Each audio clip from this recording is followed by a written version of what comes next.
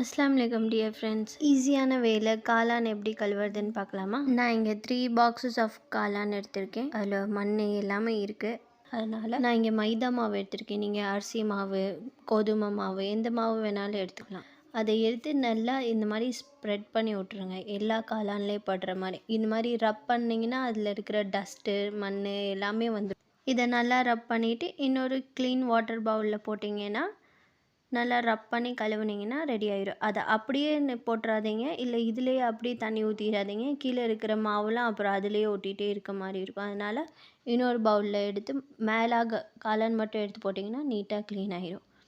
காளான் எப்போவுமே ஃப்ரெஷ்ஷாக யூஸ் பண்ணிடுங்க, ஃப்ரிட்ஜில் வச்சு யூஸ் பண்ணாதீங்க. நான் ஒரு நாள் வச்சுட்டேன், அதனால் இந்த மாதிரி பிளாக் ஆகிடுச்சு. ஃப்ரெஷ்ஷாக யூஸ் பண்ணால் ஒயிட்டாக சூப்பராக இருக்கும். இது நிறையா பேருக்கு தெரிஞ்சிருக்கும். தெரியாதவங்களுக்கு இந்த வீடியோ யூஸ்ஃபுல்லாக இருக்கும்னு நினைக்கிறேன். நீங்கள் புதுசாக இருந்தால் என் சேனலை சப்ஸ்கிரைப் பண்ணிக்கோங்க. இந்த மாதிரி நிறைய வீடியோஸ். தேங்க்ஸ் ஃபார் வாட்சிங். பாய்.